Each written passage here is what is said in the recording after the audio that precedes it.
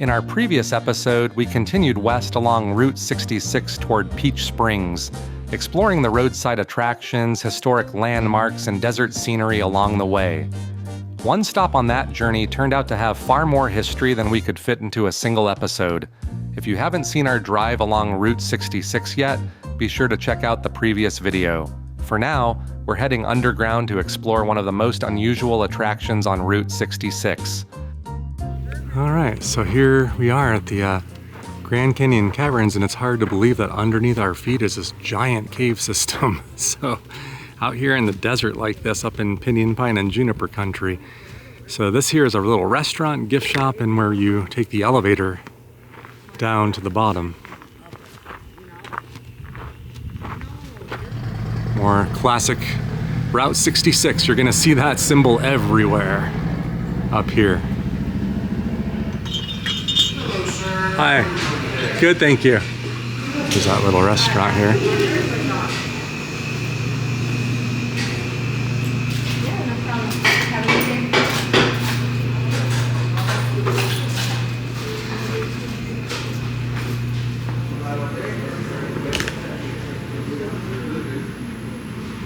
So I guess tour tickets sold here.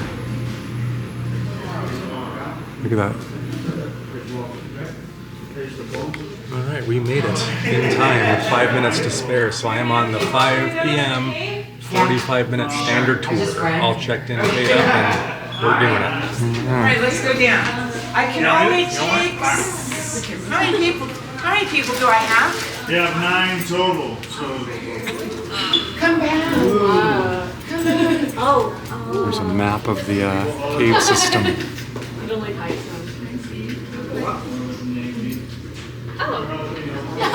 So it looks like this is where we'll come down. Okay, we need to distribute our weight And then I think I did the same tour before. There's your mummified bobcat. $6 standard. So it would be 83.22.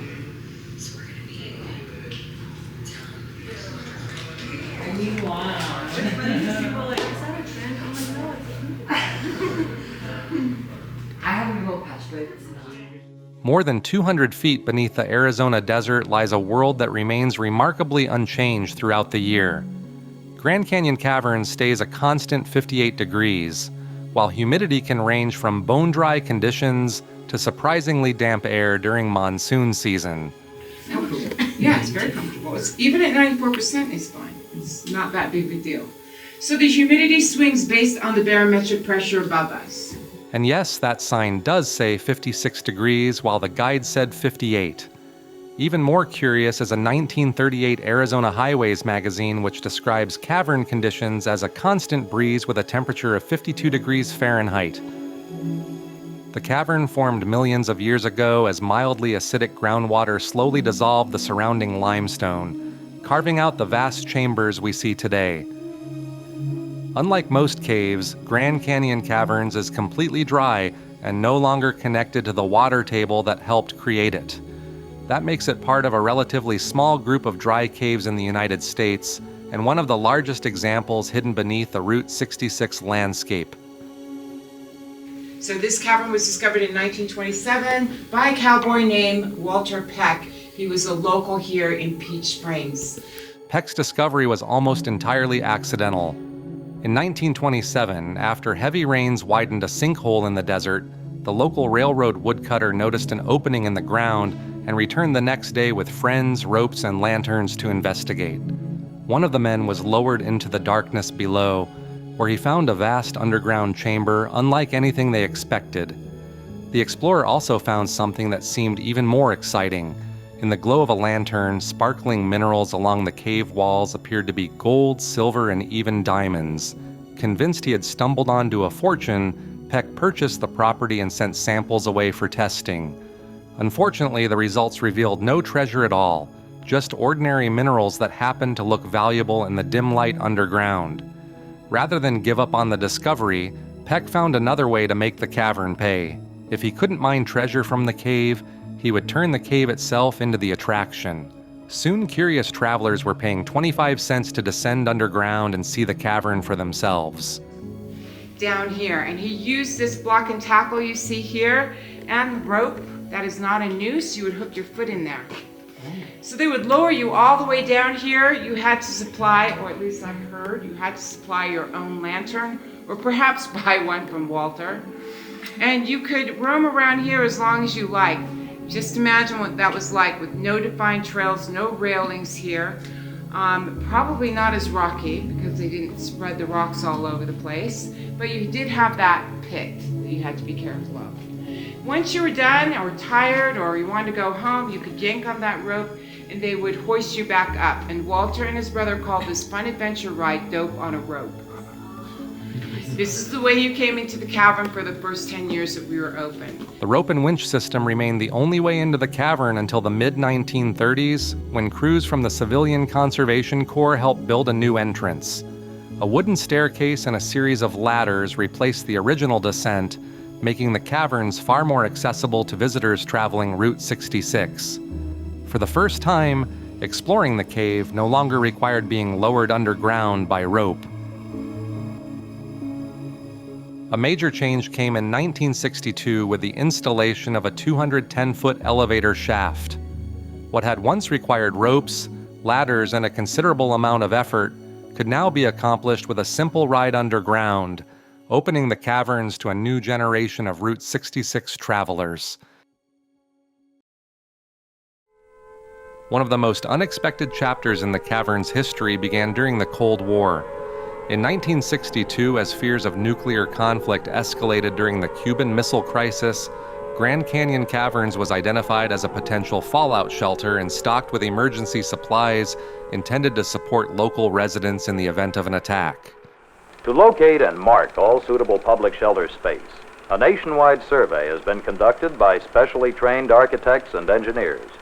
If suitable, the space is eligible for marking with the approved Civil Defense Shelter sign and for provisioning with the supplies furnished by the federal government. These include water and food supplies, medical kits, sanitation kits, and shelter radiation kits. This is a really cool room because it is a time capsule of the Cold War era in the United States. So in 1962, we were dealing with the Cuban Missile Crisis, and the Kennedy administration was sending people all over the United States looking for suitable bomb shelters, and this was identified as one such place. So the military brought down these rations. You can see in here there was water. We still have water in there and the salination tablets for that water. Not sure I drink it, but it's there. When that was emptied, it doubled as a toilet, so you would pop the lid off, put the donut on, do your business, seal it shut, and there you go, sanitation. We have sanitation kits as well back here, and in these tins we have crackers. So they are perfectly preserved, at least the ones that are still sealed. We open these up every once in a while and taste them, and they taste like saltines. Not that awesome, but at least you have something to eat. So the intention here was to feed and shelter about 2,000 of the local people for up to 2 weeks' time. When this was brought in 1962, there were about 1,200 people between Seligman and Peach Springs.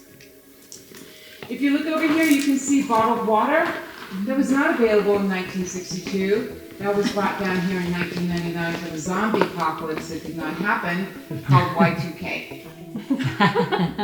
That's been leaching plastic for a long time, so I'm not sure I would drink that either. And so if there had been a nuclear war, the fallout would have found its way in here.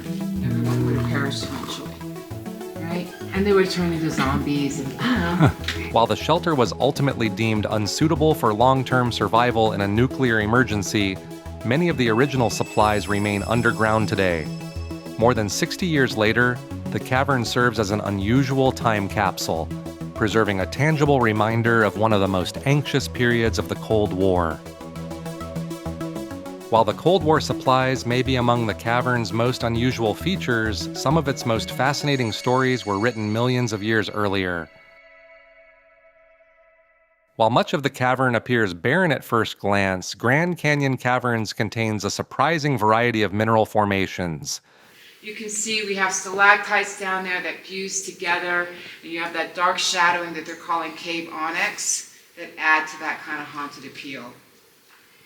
Here too, this is kind of a cross between the nodules you see over there and this over here. It kind of looks bubbly. The droplets just happen to form a bit differently. Over millions of years, groundwater deposited minerals throughout the cave, creating gypsum deposits, delicate selenite crystals, and other unusual features hidden within the dry chambers. And so, even though I said that this cavern was only open for tourism, we did have some unscrupulous guys back in the day mining the gypsum out of here and selling it for, anybody know? Drywall. We think to carve out this room took about 35 to 65 million years with that acidic water. What is unique to the dry cavern environment would be decorations like this. We call this cave coral. You can see it formed on top of a bed of rocks. We call those breakout boulders. Those were once part of the ceiling and the side walls. They broke off and there was still water in here and then settled. Once the cavern started to dry up, we had drops of calcite coming down, and it created these individual nodules that you see. We think this formed during the Ice Age. Also, if you look over here, I want you to look carefully, because if you're looking at the underside of the breakout boulders, there are cave decorations there. So we had cave decorations like snowballs forming. So as I mentioned, these formed during the Ice Age, but these are our oldest formations. We think it took about 15 million years, or these formed about 15 million years ago. Again, these are the snowballs, and it took 2 million years to form completely underwater. Among the most remarkable are the formations found in an area known as Snowball Palace. Scattered across the walls and ceiling are thousands of small white mineral spheres, often called cave snowballs or cave clouds. So, these are made from calcite and lime. Are we all here? Yes. Okay, these are made from calcite and lime, really calcite. These took about 2 million years to form underwater. As I mentioned before, they are our oldest decorations, about 15 million years old. These snowballs go way down into the earth, way down. There's actually a little tunnel down there. And I've crawled down there and it just keeps going and going. Formed underwater long before the cavern became dry, these rare formations grew as layers of calcite slowly accumulated around tiny mineral particles. The process was extraordinarily slow. Some of the snowballs are estimated to be millions of years old, requiring vast stretches of time to reach their present size. Today they remain one of the cavern's most distinctive geological features. The cavern's dry conditions have also shaped what visitors see today. Unlike wetter cave systems where mineral-rich water continuously builds new formations, Grand Canyon Caverns has been largely inactive for millions of years. Over time, natural rockfall from the ceiling damaged or buried many delicate formations that may once have existed here. In some cases, stalactites and other mineral features were broken apart and became part of the cavern floor, leaving behind a cave that looks very different from the heavily decorated caverns many visitors might expect. So this lends to the theory that there was cave decorations in here, and they are now beneath us. So when you're looking at this white stuff, that's the white crust I showed you that's raised against the wall. So there's a piece of it there, so it's conceivable there was more. They dropped down here and that they became buried. Look at the ceiling compared to where we were before. Very rocky, right? In the other room, it's very smooth, kind of like you would see in a cathedral, very curved. This room needs to get to that point at some point to keep it strong so that it doesn't collapse. So over the next thousands of years, we're going to have rock falling in here. It won't happen during our lifetime, but it will serve to strengthen this room. The cavern's dry conditions have done more than preserve unusual mineral formations. Over the years, they have also helped protect evidence of animals that entered the cave thousands of years ago, providing a rare glimpse into the region's distant and, well, not so distant past. Up here we have Bob. And again, pay no attention to that date, somebody just made that up. Bob is our resident mummified bobcat. When this cavern was discovered, it does appear he broke his hips and most likely died of dehydration and starvation. Again, he is perfectly preserved, as we like to say here in the cavern, mummified. So, it's 1850? But actually, 1927, I think, is how old it is. But Bob wasn't the oldest resident that explorers discovered in the cave. While modernizing the cavern, workers found something curious they misidentified. They got very, very excited about the idea that there could be dinosaur bones in here. And they got a little ahead of themselves. This type of sloth, the Megalonyx jeffersoni, became extinct around 11,000 years ago. However, our little girl here, Gertie, she fell down the natural opening right up there 36,000 years ago. The discovery of Gertie's remains generated considerable interest among researchers. The bones were eventually sent to Arizona State University for study, and in return, the caverns received the life-sized reconstruction visitors see today. Standing more than 15 feet tall and weighing close to a ton, the giant ground sloth offers a striking reminder of the Ice Age animals that once roamed this region. The find also captured the public imagination. In the years that followed, enthusiasm for all things prehistoric helped inspire the dinosaur-themed attractions that appeared around the property, many of which can still be seen today, despite the fact that Gertie herself lived millions of years after the age of dinosaurs. Yet even after decades of exploration, not every question about Grand Canyon Caverns has been answered. Beyond the standard tour route are lesser-known passages where unusual airflow and unexplained openings continue to intrigue guides and explorers alike. And so, the mystery about this mystery room is that we don't know where that airflow is coming from. I do take my cavern tours down here. We climb down these boulders, which are loose, by the way, 220 feet across the boulders there, under some slab, and then between a crevasse, and then we kind of corkscrew our way up a tunnel. And we end up in a room back here. We call that the mystery chamber. Very nice area. We hang out there for just a little bit. And there is a locked gate. So for the more adventurous people, we end up going to the wild tour. And we can explore another 1/3 of a mile back there, belly crawling, squeezing, all kinds of stuff, until we get to the Dome of Disappointment. They call it that because they thought they were going to discover the source of that airflow, and they did not. So whether it's rare mineral formations, ice age fossils, or passages accessible only through specialty tours, Grand Canyon Caverns continues to reveal new stories beneath the Arizona desert. I survived. That was a great tour. I did the standard tour, the 45-minute tour. Obviously, I wasn't talking because it was a guided tour, and the tour guide was awesome. Actually, that was the best. That's better than the first time I did it, I would say. I liked her style more because she seemed to have more of a scientific take on things and not the legend stuff. But I did want to, kind of share one thing I learned. I didn't know this, but you used to be able to spend the night in there. And in the video, you see the platform where the beds were and everything. But apparently, I guess in 2022, they nixed that. So you can no longer spend the night down there anymore. So kind of a bummer. That was a bucket list thing that I've always wanted to do. But once I guess after COVID, they did some renovations and things in the caverns, and the Wallapai tribe ended up buying this at that time, and they said no more spending the night down there. So, oh well. I mean, it was too rich for my blood anyway. But it seems like something I always thought would be really cool to do. Maybe someday they'll reopen it. And I guess I got the story about the dinosaurs, if it's not in our narration, because this is going to be obviously a heavily narrated section where Amy's dropping facts on you. One of the interesting things I thought, you see a lot of dinosaur sculptures and stuff all out on Route 66 and throughout the property, and that's because the early owners of the cave mistaked the giant sloth bones for dinosaur fossils until a university disproved it and proved it was a sloth. So for a while they were excited because they thought there were dinosaur bones down in the cave. So that's, I think, the story behind why they mixed in so much dinosaur themed stuff here on the property.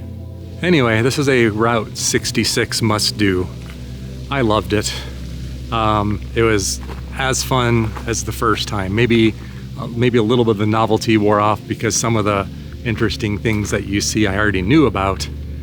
So I had some spoilers, but essentially it's similar. I would say pretty much the same. You see a lot of the same things. Saw the mummified bobcat. I like this tour guide because she was kind of debunking. It said, the sign said the bobcat was from 1850, but they actually think it's from the 1920s. The bobcat probably fell through the original sinkhole natural entrance, broke its hips, she said, and died of dehydration and starvation, which is really sad. But it's not from the 1850s, most likely. So it's you kind of mix legend with fact sometimes, and I guess different tour guides apparently will tell you different stories. The best example of that was there's near where the statue of that sloth was, which was donated by the university because as a gift for allowing them to keep the bones, the university gave them that big sloth replica so you could see what it would have looked like. That sloth was thought to have fallen into the pit also and died down there. I don't know how many tens of thousands of years ago, she said, but on the wall near there is all these markings that look like scratches.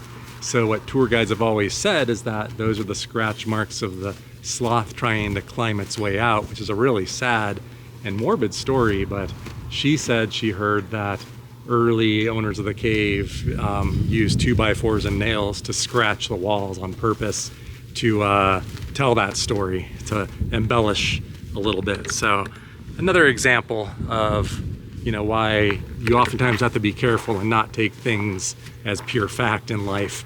My explorations, like stuff like this, the Old West, I would bet you 90% of the stuff people say is not true.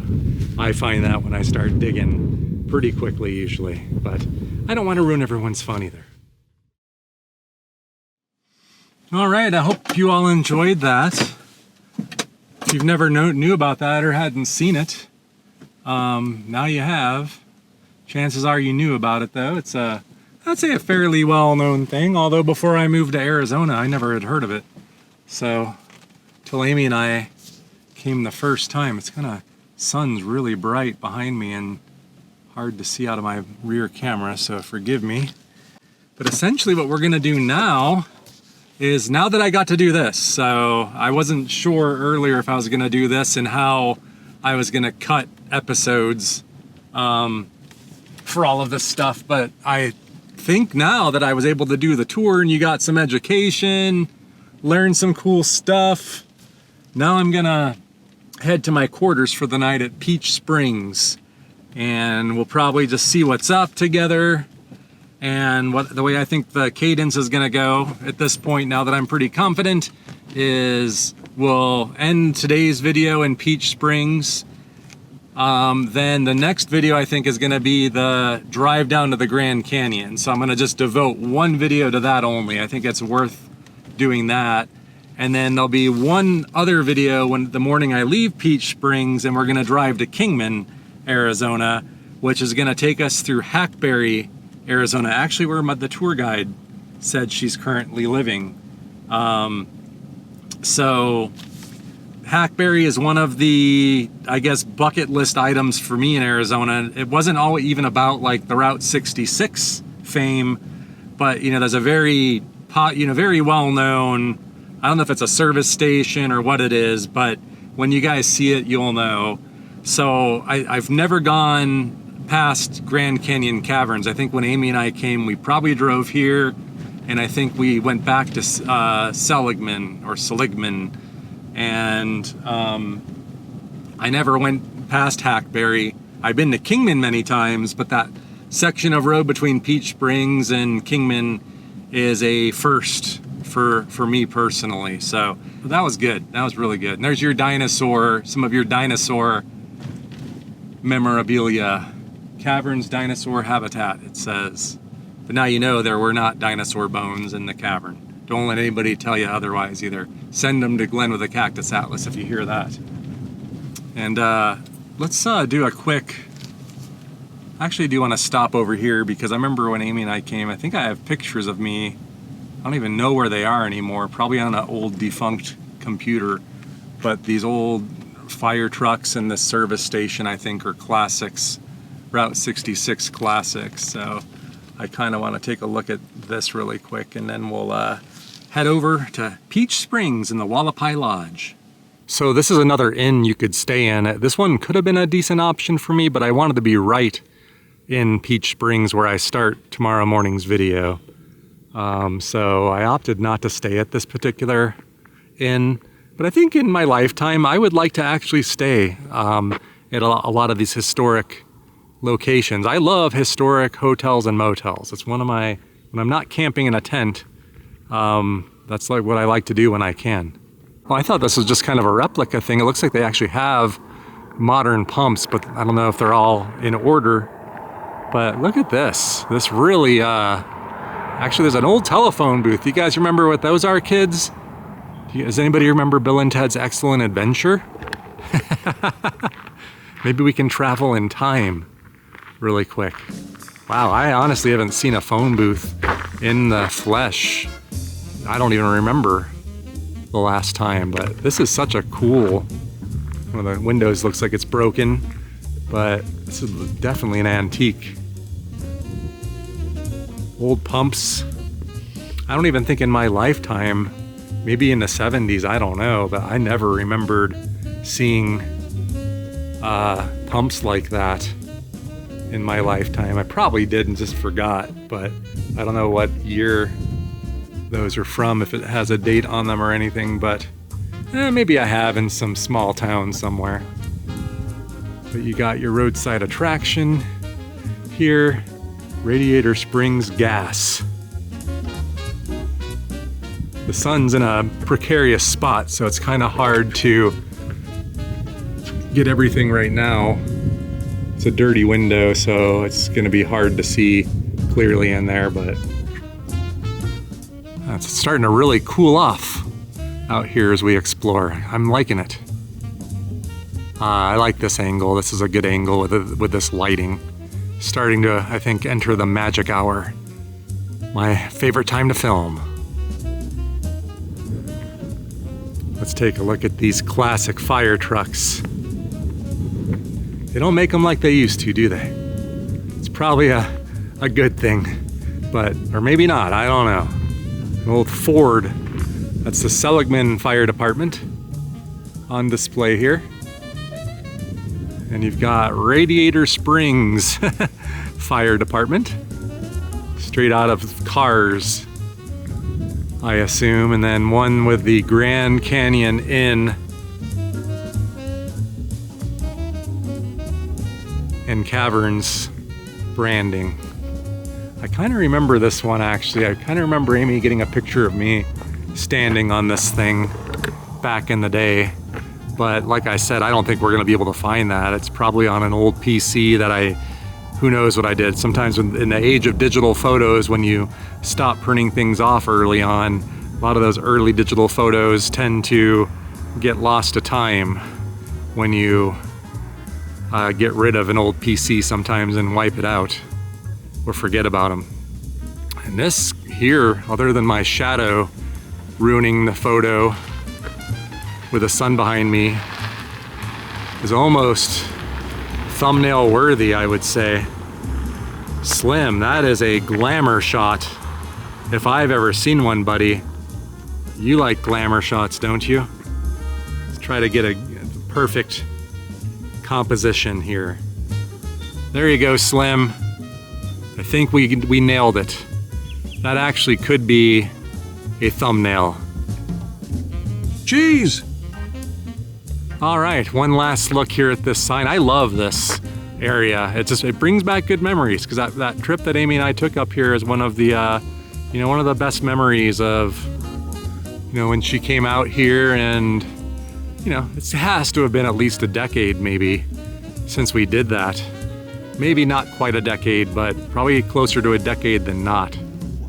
But it's one of those trips that I remember in detail so much of it, so it had to have been good.